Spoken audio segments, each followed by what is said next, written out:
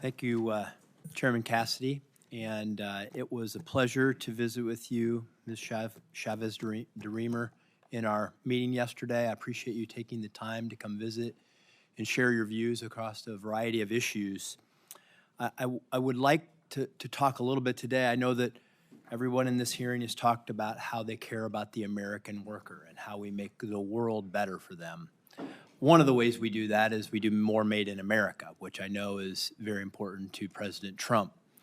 Another way that we can consider this in terms of earning power of the American worker is the impact that illegal immigration has had on undermining their ability to earn higher wages. And I'm just interested in your opinion about whether or not that you think the influx of millions of people into this country who many of them are here illegally is undermining the earning power of the American worker.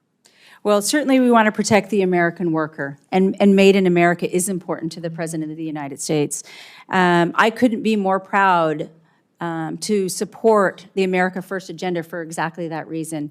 We certainly want to make sure that we're focused on growing this economy. That is the conversation that I had with the President on how can we bring the American worker to be the pinnacle of every conversation that we have and supporting them in growing this economy. So yes, the influx of the mass immigration that we've seen over the last 4 years has hurt the American worker, and we want to make sure that we're supporting President Trump in his endeavor to support the American worker at all costs.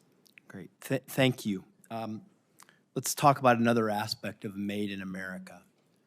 If we're going to make more things in America and we're going to compete on price so that we don't have inflation,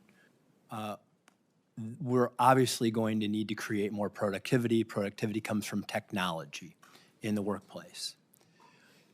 As we integrate technology in the workplace throughout time, it has always been a subject of conversation, consternation, but it is inevitable that technology will advance and we will have to compete.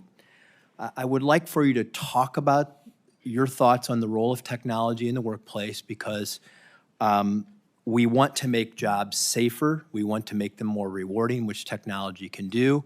We also know that in creating productivity, it can create profits for business, and we want to make sure that the reward of that innovation is given to both the worker and the business in terms of who benefits from the introduction of that technology.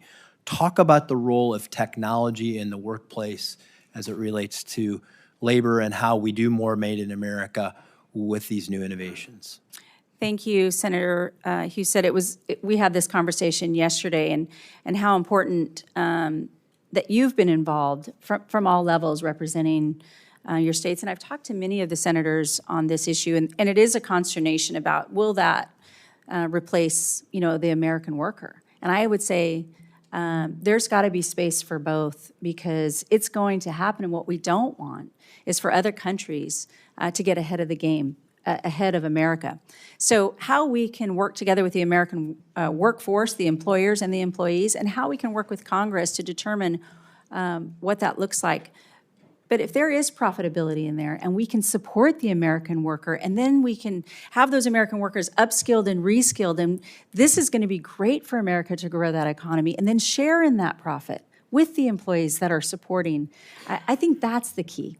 The President and I had a conversation specifically on building that bridge between the employer and the employee and labor and business, all of that. And if we grow this economy, we can do to bigger and better things, and everybody can live that American dream, as you mentioned. So I look forward to really diving in as the Department of Labor and giving the resources, not only to those businesses, but not only to those employees, but to members of Congress who can take this story back to their states and know that the Department of Labor, and as me as a leader, is going to work on their behalf. And a final component of that is that many, many Americans can have higher paying jobs if they have the right kind of skills. They don't need to go to college. They can get there through apprenticeships. Talk about how we can expand apprenticeships and make sure that we're helping the American workforce get the skills they need to compete, be more productive, and help America win. And one of President Trump's number one focus is the expanded apprenticeships, is the investment in apprenticeships, making sure that we have the skilled workforce. I know as a former mayor and working with business owners and working with community colleges, that not everybody's going to get that four-year degree. We have to pay attention that they have the skills that they need, that they can connect right to the business owners in their communities and reinforce that and not have to pick up and walk away. There's nothing that I want more than for business and employers and the education departments to work together and really have a skilled workforce. Thank you, Mr. Chairman. Yeah, thank you, Senator.